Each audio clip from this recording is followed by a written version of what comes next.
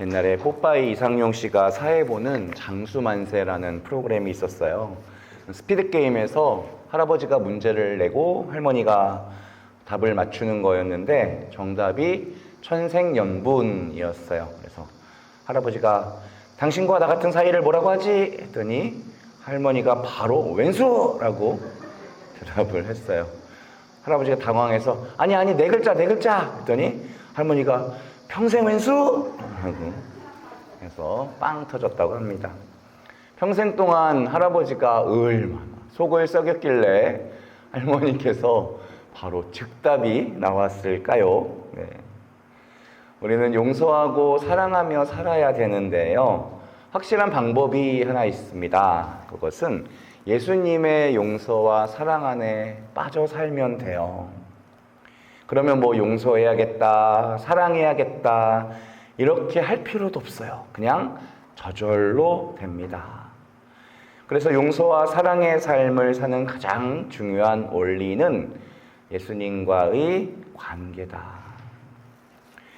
예수님께서 가장 고통스러운 순간에 제자들이 떠났잖아요. 수제자까지도 예수님을 3번 모른다고 부인합니다. 그런데 예수님께서는 그런 제자들에게 너네가 어떻게 그럴 수 있어? 원망 한 번, 욕 한 번 한 적이 없으세요. 그들이 도망가는 것에 대해 언급조차 하지 않으셨어요. 예수님은 제자들을 얼마든지 용서하실 수 있었다. 예수님은 다 알고 계시면서 끝까지 사랑한다고 하셨어요. 곧 나를 버릴 거라는 걸 아셨거든요. 그럴 제자들의 발을 씻겨주시고 당신의 몸과 피를 내어주셨어요. 그들과 한 몸이 되십니다. 묵상하면서 예수님께서는 나를 버리고 부인할 그 제자들과 완전히 한 몸이 되시는 거구나. 나는 너희를 버리지 않을 거야. 너희가 나를 다 떠나도 나는 절대 너희를 떠나지 않을 거야. 너의 영혼 안에 함께 있을 거야. 라고 하시면서 당신의 몸을 내어주신 거예요. 어떻게 그럴 수가 있을까? 예수님의 제자들이 배신을 하든 안 하든 그분께서는 하느님에 대한 사랑에 충만하셨기 때문에 그런 배반 같은 걸로 행복이 조금도 작아지지 않았다. 하느님이 계시기에 제자들의 배반을 다 받아줄 수 있었다.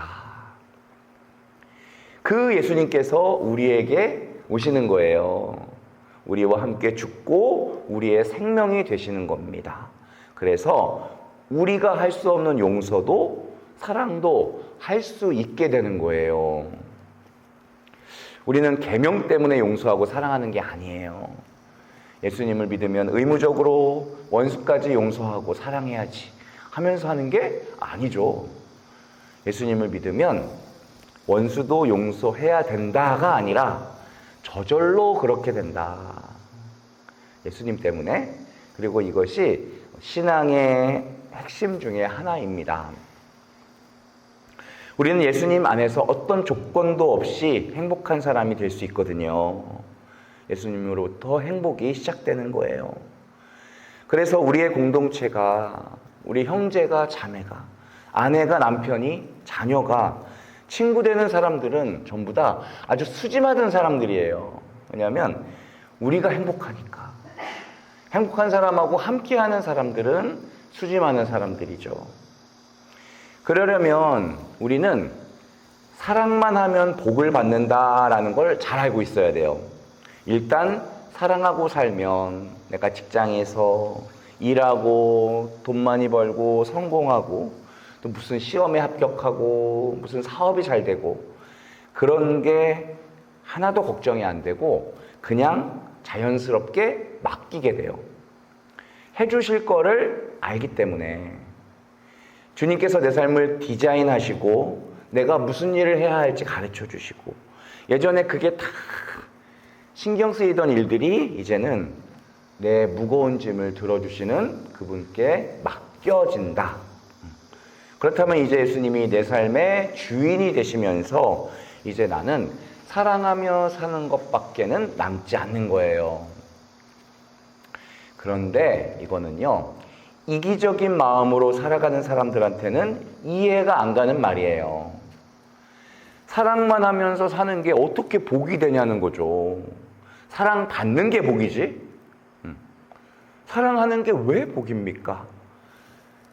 이기적인 사람은 그런 말 들으면 고민이 될 거예요. 그럼 난 어떻게 해야 되지? 내가 가진 걸 다 나눠주라는 얘기야? 계속? 그냥 다 참고 아무 소리 안 하고 살라는 건가? 그럼 나는 뭐가 되는 거야? 라고 받아들여진다면 아직 예수님이 나의 주인이라는 사실이 분명하지 않은 거예요. 그리고 사랑이라는 것이 축복이 되기에는 아직 이해가 되지 않은 상황입니다. 루카복음 18장에 영생을 얻으려는 부자 청년 이야기가 나오는데 울상이 되어 돌아간다. 왜? 다 나눠주라고 하니까. 내가 마음으로부터 나눠주고 싶은 마음이 생긴다면 너무 재밌을 거야, 사는 게. 돈이 있는데 막 나눠주면 주고 싶은 대로 줄 수 있잖아요. 근데 마음으로 돈이 더 좋은 사람이라면 이런 말씀 들으면 고통이 시작되는 거예요. 돈이 많으면 많을수록 더 고통스러운 거예요. 그래서 부자가 천국 가는 게 쉽다, 어렵다? 어렵다. 돈이 있는데 하느님 뜻대로는 못 쓰겠고 그 돈을 다 끌어안고 하느님 앞에 서게 되는 거죠. 그러면 그 많은 돈이 결국 하느님께로 가는 장애물이 되는 거예요. 이렇게 우리는 하느님이 주시는 엄청난 축복을 발로 뻥뻥 걷어차면서 살아가고 있어요. 하느님께서 엄청난 축복을 주시려고 하시는데 우리의 이기적인 본성 때문에 못해요. 힘들어서 못하겠다. 왜 나만 해야 되냐? 그러면 하느님께서는 아무것도 못하시는 거예요.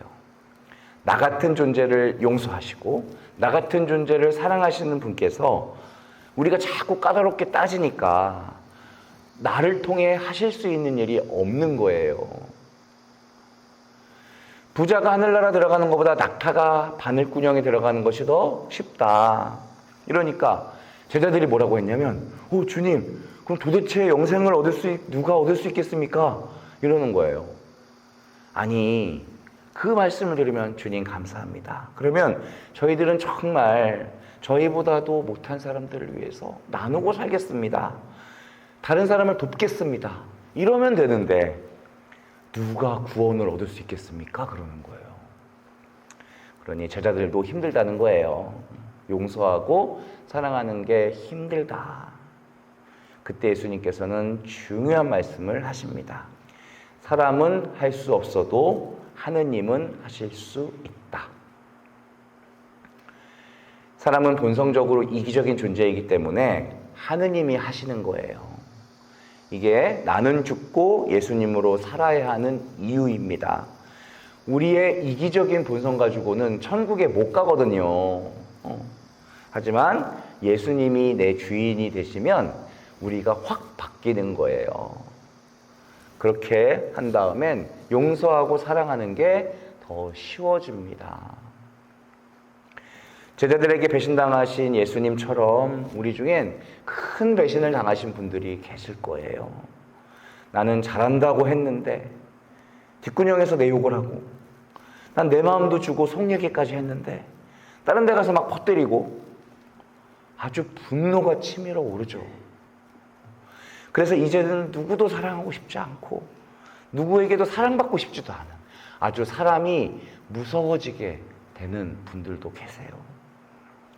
그런데 예수님과의 관계 안에서는 배신당할 위험이 전혀 없습니다.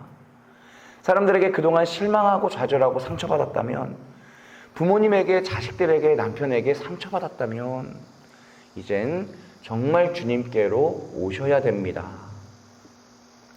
나를 절대 배신하지 않는 주님께 오셔서요. 그냥 막연하게 믿지 마시고 사랑의 믿음을 가지고 오시길 바라요. 예수님을 잊어버리지 않도록 자꾸자꾸 생각하시고 예수님을 그냥 한번 불러보시고 예수님, 그러면 정말 예수님이 내 안에 계시다는 것을 확인시켜 주실 거예요. 그러한 축복을 놓치지 않도록 우리나라의 그 많은 순교 성인분들께서 늘 예수님을 예수 마리아 요셉을 입에 달고 그분의 칼날을 기꺼이 받을 수 있었듯이 우리 그분의 진짜 사랑 안에 머무는 순교자 성월이 되시길 바랍니다. 아멘.